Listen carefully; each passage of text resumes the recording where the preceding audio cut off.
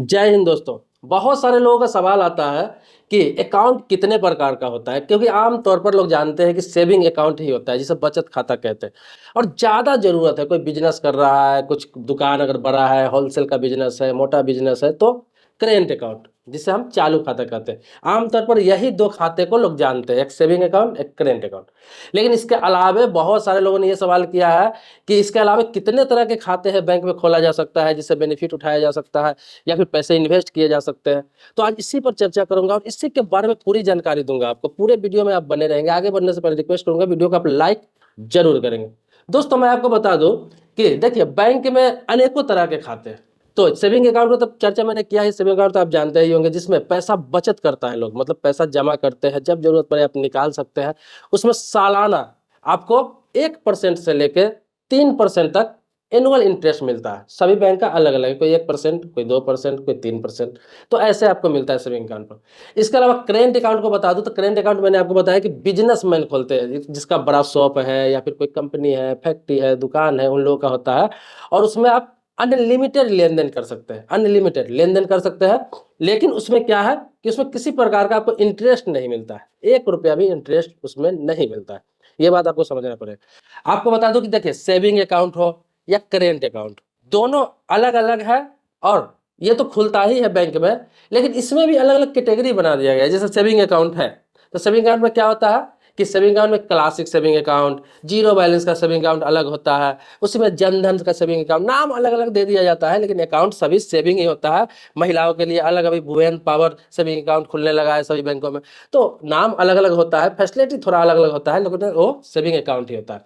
इसके अलावा current account में भी इसी तरह से अलग अलग फैसिलिटी दिया जाता है। कोई बहुत ज़्यादा लेन देन करता है, उनके लिए जीरो बैलेंस पे भी होता है, किसी का लिमिटेशन 25,000 वाला होता है, किसी के साथ ओडी के साथ होता है। तो बहुत तरह अलग अलग स्कीम का नाम दे दिया जाता है कि ये नाम है क्लासिक है, तो प्लेटिनियम है, तो गोल्डन है। लेकिन होता क्या है कि वो करेंट अकाउंट ही होता है। इसके अलावा करेंट अकाउंट में होता है एक इंडिविजुअल होता है, जैसे कोई व्यक्ति शॉप चला रहा है, दुकान चला रहा है, तो उसका करेंट अकाउंट अलग तरीके का होता है, वो दुकानदारी के लिए होता है, उसी हिसाब से होता है। इसके अलावा आपको बता दूं, हर बैंक आजकल, चाहे सरकारी बैंक हो, प्राइवेट बैंक हो, हर कोई डीमेट अकाउंट भी खोलने लगा। डीमेट अकाउंट का नाम बहुत लोगों ने सुना है, लेकिन फैसिलिटी लोगों को पता ही नहीं है, इसका करना क्या है पता ही नहीं लोगों को। तो आज मैं आपको समझा दूं कि जो लोग ट्रेडिंग करते हैं, शेयर बाजार में पैसा लगाते हैं, स्टॉक मार्केट में पैसा लगाते हैं, तो उसके लिए डीमेट अकाउंट अलग खुलता है। वो करेंट और सेविंग से नहीं होता। डीमेट अकाउंट अलग खुलता है जिस पर आप पैसा लोड करते हो, जमा करते हो, और वहां से आप शेयर कोई खरीदते हो, बेचते हो, मतलब वहीं से पैसा जाता है शेयर मार्केट में, और आप बेचते हो शेयर को, तो वो पैसा लौट के वहीं पर आता है, मतलब वहीं से लेन देन करते हो। जो आपका किसी सेविंग अकाउंट या करेंट अकाउंट से वो डीमेट अकाउंट लिंक होता है, किसी करेंट अकाउंट या सेविंग अकाउंट से लिंक होता है। मतलब सेविंग अकाउंट से पैसा आप डीमेट अकाउंट पर भेजते हो, और डीमेट अकाउंट से स्टॉक मार्केट में लगाते हो, शेयर बाजार में लगाते हो, किसी प्रकार से कहीं भी इस्तेमाल करते हो स्टॉक खरीदने में, आपको बता दूं। तो डीमेट अकाउंट पर पैसा लेने के लिए सेविंग अकाउंट या करेंट अकाउंट का जरूरत पड़ता है, उसमें से पैसा इसमें आता है। लेकिन ट्रेडिंग करने के लिए बिना डीमेट अकाउंट का आप ट्रेडिंग नहीं कर सकते। शेयर मार्केट में किसी प्रकार का स्टॉक या शेयर बाजार में किसी प्रकार का पैसा आप नहीं लगा सकते। तो ये होता है डीमेट अकाउंट। इसके अलावा बैंक में क्या होता है, एफडी भी एक अकाउंट ही होता है, एफडी जिसे फिक्स डिपॉजिट कहते हैं। तो फिक्स डिपॉजिट में क्या होता है वो बहुत सारे लोगों को पता भी है, लेकिन बहुत लोगों को नहीं भी पता। एक बार आपके पास 10,000 है, 20,000 है, 50,000, लाख, 2 लाख, 2 करोड़, 5 करोड़, जितना भी पैसा है, आप जाते हैं बैंक में रख देते हैं, एफडी कर देते हैं, फिक्स डिपॉजिट कर देते हैं। जैसे आपने एफडी कर दिया 5 सालों के लिए, बैंक ने कह दिया चलो 5 साल में आपने 1 लाख रुपया रखा है, ये आपका 1,70,000 हो जाएगा, या 1.5 लाख हो जाएगा, या 2.25 लाख हो जाएगा, या मैं डबल ही कर दूंगा जो उस समय स्कीम चलता रहेगा। तो वो आपको एक बैंक में लिमिटेशन लिख के दे दिया जाता है कि इतना पैसा आपने रखा है इतना मिलेगा। फिक्स डिपॉजिट जिसे कहता है, फिक्स हो गया, अब उतने साल में उतना पैसा आपको मिल जाता है, तो उसे बोलते हैं फिक्स्ड डिपॉजिट। सभी बैंकों का अलग अलग स्कीम होता है, लेकिन नाम सभी का फिक्स डिपॉजिट होता है। ये आजकल सेविंग अकाउंट में भी खुलने लगा है। जैसे सेविंग अकाउंट में आपका पैसा है 10,000, 20,000, 50,000, 1 लाख, तो उसको आप बोलेंगे तो ऑटो स्विप करके फिक्स डिपॉजिट में वो डाल देते हैं। जब मन करे उस पैसे को निकाल सकते हैं, जितने दिन वो रहेगा फिक्स डिपॉजिट में उतने दिन का इंटरेस्ट मिल जाता है। अब फिक्स डिपॉजिट का एक चीज़ और बता देता हूँ आपको कि अगर आपने 10 साल के लिए, 5 साल के लिए फिक्स डिपॉजिट में पैसा रख दिया, एफडी में पैसा रख दिया, लेकिन आपको जरूरत पड़ गया कि मुझे 1 साल में अब जरूरत आ गया पैसे को, मुझे निकालने हैं बैंक से, मैं क्या करूँगा। तो आपको बता दो, फिक्स का मतलब ये नहीं होता है कि लॉकिंग पीरियड होता है, आप कभी नहीं निकलेगा, 10 साल के बाद ही निकलेगा, ऐसा कुछ भी नहीं होता है। आप 10 साल के लिए कर रखे हो, आपको 1 साल में पैसा जरूरत पड़ गया, आप जाइए आराम से तोड़ के उस पैसे का इस्तेमाल कर सकते हैं। 1 साल का ही इंटरेस्ट आपको जोड़ के मिल जाएगा उसमें। अगला है आरडी। आरडी आपको बता दूं बहुत कम लोग जानते हैं कि बड़ी-बड़ी बैंकें भी आरडी करती है। जैसे आपने सहारा इंडिया में खाता खुलवाया होगा आरडी के रूप में। महीना में आप जमा करते थे ₹500 महीना, 1000 महीना, ₹300 महीना, 2000 महीने, जितना आप सक्षम होते थे। आप छोटे दुकानदार हैं, बड़े दुकानदार हैं, नौकरी करते हैं, कुछ भी करते हैं काम, तो उसमें जमा करते थे, तो आरडी कहलाता था, जिसे रेकरिंग डिपॉजिट कहते हैं।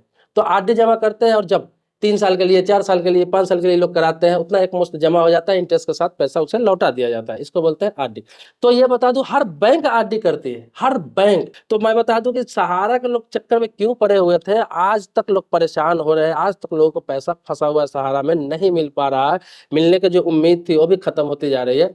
तो आपको बता दूं अगर ये जानकारी आपको पहले से रहती तो आप लोग सहारा जैसे कंपनियों में या फिर बहुत सारे चिट फंड जैसे कंपनियों में आप नहीं फंसते। चाहे वो सरकारी बैंक हो, चाहे प्राइवेट बैंक हो, चाहे किसी प्रकार का कोऑपरेटिव बैंक हो, हर कोई आरडी करता है। अब बैंक का नाम भी बताया तो आपको एसबीआई हो गया, बैंक ऑफ बड़ौदा हो गया, पंजाब नेशनल बैंक हो गया, एचडीएफसी बैंक हो गया, आईसीआईसी बैंक हो गया, एक्सिस बैंक, किसी भी बैंक में जाके आप आरडी करा सकते हैं। और वो जो कराते हैं दूसरे नॉन बैंकिंग कंपनी में आरडी कराते हैं, उससे बेहतरीन इसमें होता है। इसमें क्या होता है, एक तो आपका अकाउंट रहता है उस बैंक में, जिस बैंक में है। अब जब आरडी कराते हैं तो आपके अकाउंट से लिंक होता है, वो आपके अकाउंट से लिंकेड होता है, और हर महीने आपको जाकर जमा नहीं करना। अपने अकाउंट में जो पैसा है उसी में से ₹500 महीना, 1000 महीना, 2000, 3000, जितना कि आपने आरडी करा रखा है उतना कटता रहता है। और जितना लिमिट के लिए आप करा रखे होते हैं, जितना टाइम के लिए, 3 साल, 4 साल, 5 साल, 7 साल, 10 साल, उतने टाइम के बाद ऑटोमेटिक वो विड्रॉल हो जाता है। आपको किसी प्रकार का ना फॉर्म भरना है ना कुछ करना है, ऑटोमेटिक विड्रॉल होकर फिर उसी अकाउंट में पैसा वापस आ जाता है विथ इंटरेस्ट, मतलब साथ में उसका ब्याज भी आपको मिल जाता है। तो देखिए इतना आसान प्रोसेस है, लेकिन लोगों को जानकारी नहीं है तो लोग बैंक में नहीं कर पाते। आज भी ढूंढते रहते किसी चिट फंड कंपनी को, कोई आके बता देता है, कोई प्लान सुना देता है, कोई नया स्कीम सुना देता है कि भाई इतना जमा करोगे इतना मिलेगा, महीना में इतना जमा करोगे 3 साल बाद इतना मिलेगा। पता ही नहीं रहता वो कंपनी का नाम क्या है, कहाँ की कंपनी है, कंपनी मान्यता प्राप्त है या नहीं, या फिर डूब जाएगी तो क्या होगा। तो आपको बता दूं ये बैंकों में भी ऑप्शन है, ये तो समझिए। इसके अलावा आपको बता दूं एनआरआई अकाउंट एक खुलता है। एनआरआई अकाउंट ये किसके लिए होता है, जो लोग विदेश में जॉब करते हैं, जो लोग विदेश में काम करते हैं, जॉब करते हैं और वहां से पैसा भेजते हैं अपने देश में। दूसरा कौन है, जो लोग यहाँ से जाके विदेशों में बस गए हुए हैं, जिनके पास दोहरी नागरिकता है, तो वहां भी अपना अकाउंट खुला कर रखते हैं, इंडिया में भी अकाउंट खुलवा के रखते हैं, तो लेन देन दोनों जगह कर सकते हैं। उसके लिए होता है एनआरआई अकाउंट, जो विदेशी पैसा को आप यहाँ भेजते हैं, कन्वर्ट होकर इंडियन पैसा में आपको मिलता है, तो हो गया एनआरआई अकाउंट। एक अकाउंट और बता रहा हूँ जो आम तौर पर लोगों को खोला जाता है, सैलरी अकाउंट।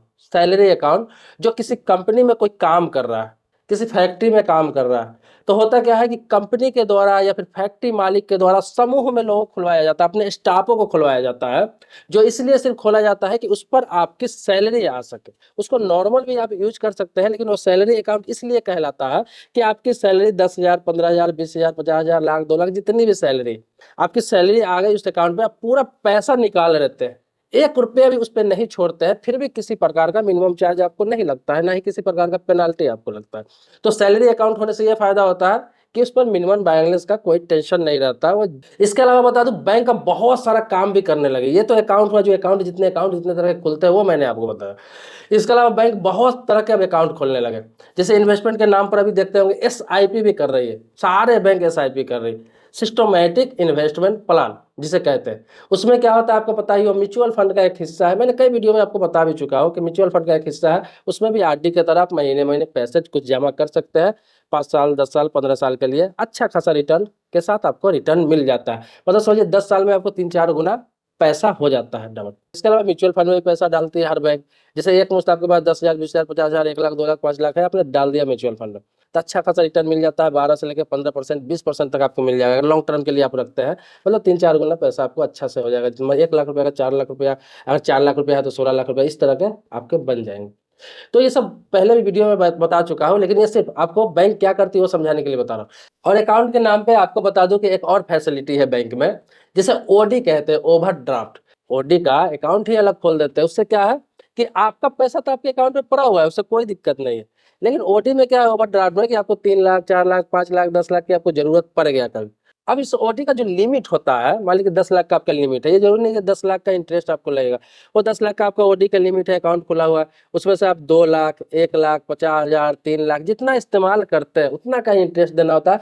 और जितना दिन के लिए इस्तेमाल करते हैं उतना दिन का ही इंटरेस्ट देना पड़ता है। इसका कोई ये नहीं कि 5 साल के लिए, 10 साल के लिए आप 10 दिन के लिए भी इस्तेमाल करके फिर पैसा डाल देते हैं तो 10 दिन का इंटरेस्ट लगता है, आपका काम चल जाता है। तो ये भी बहुत अच्छा है कि अकाउंट हुआ है, बहुत अच्छी फैसिलिटी है। इसके अलावा आपको बता दूं इंश्योरेंस, ये हालांकि बैंक का हिस्सा नहीं था, बैंक का पार्ट नहीं था, लेकिन आजकल क्या है, हर बैंक में एक डिपार्टमेंट अलग बना दिया गया इंश्योरेंस करने के लिए। और जितने भी खाता धारक है, तो आपको पता ही है बैंक सभी खाता धारक के खाते पर नजर रखती है। वो आपके पैसे को वॉच करती है कि किसके अकाउंट पे कितना पैसा है। जिसके अकाउंट पे पता चलता है कि 1 लाख, 2 लाख, 3 लाख, 4 लाख, 5 लाख ऐसा मोटा पैसा, इससे ज्यादा अधिक पैसा पड़ा हुआ है और इसका इस्तेमाल 2 महीने, 3 महीने, 4 महीने से नहीं हो रहा है, तो होता क्या है कि वो आपको कॉल करेगा किसी बहाने से और आपको इस तरह से कन्विंस करेंगे, इस तरह से कन्विंस करेंगे आपको किसी तरह से, मतलब वो इंश्योरेंस में पैसा इन्वेस्ट करा देंगे, इतना लालच देंगे आपको, इतना सिक्योरिटी के बारे में समझाएंगे, आपके लाइफ के बारे में समझाएंगे, आपकी जिंदगी के बारे में समझाएंगे, आपको फ्यूचर के बारे में समझाएंगे और आपको टिका देंगे इंश्योरेंस। या फिर उसके घर पहुंच के इंश्योरेंस भेज दो। अगला सोचेगा भाई बैंक का मैनेजर मेरे घर पे आ रहा है, बैंक का स्टाफ मेरे घर पे आ रहा है, ये काम करने के कैसे मना करूं, और वो करा लेते हैं और बुरी तरीके से फंस जाते हैं। प्राइवेट बैंक वाला ज्यादा से ज्यादा कोशिश करते हैं कि अब अकाउंट खोलने से ज्यादा इंश्योरेंस पे ही ध्यान दे रहे हैं। ये मेरे साथ भी हो चुका है, कई लोगों के साथ ऐसा हो चुका है कि जबरदस्ती करके अकाउंट, मतलब जिस बैंक में अकाउंट है वहां के मैनेजर तक आपके घर पर पहुंच जाते हैं और आपको आकर कन्वेंस करके अकाउंट खोल देते हैं, मजबूर कर देते हैं, एक तरह से समझिए, अपना भी चाहते हैं तो मजबूर कर देते हैं। इंश्योरेंस भी ये नहीं कि अपने बैंक का कर रहा है, ये भी नहीं कि अपने बैंक का कर रहा है। आपको बता दूं वो लोग क्या करते हैं, जैसे मान लीजिए एचडीएफसी बैंक है, आईसीआईसीआई बैंक है, आपको बता दूं, या फिर कोई भी बैंक है, तो क्या करते हैं वो अपना इंश्योरेंस कम करेगी, ज्यादा दूसरों का इंश्योरेंस करती है। बजाज फाइनेंस हो गया, आपको बता दूं, इसके अलावा बिरला सन लाइफ हो गया, एचडीएफसी लाइफ हो गया, अलग अलग कंपनी, श्री राम फाइनेंस हो गया। तो इस तरह के 10-15 कंपनी का वो फ्रेंचाइजी लेकर रखती है और आपको प्लान समझाएगी और दूसरे कंपनी का आपको इंश्योरेंस दे देगी। इसके बदले क्या होता है, बैंक का जो स्टाफ होता है उसको अच्छा खासा इंसेंटिव और कमीशन बन जाता है और बैंक को भी इससे अच्छा खासा अर्निंग हो जाता है। तो इसीलिए अब इंश्योरेंस करना भी चालू कर दिया है। तो इसमें आप लोग कोशिश करेंगे कि ना फंसे, जरूरत हो तो करा सकते हैं, लेकिन मैं कहूंगा कि बैंक से इंश्योरेंस लेने में आपको ज्यादा फायदा नहीं है। दोस्तों, मेरा सब्सक्राइबर अभी तक आप नहीं है तो चैनल को सब्सक्राइब कर लीजिए, बगल में बेल घंटी है उसको भी आप जरूर दबा लेंगे। लेकिन पुराने सब्सक्राइबर है तो इसके लिए कोटि कोटि धन्यवाद देता हूँ, आभारी हूँ आपका। मिलते हैं नेक्स्ट वीडियो में एक नए मुद्दे के साथ, तब तक के लिए शुक्रिया, धन्यवाद, जय हिंद दोस्तों।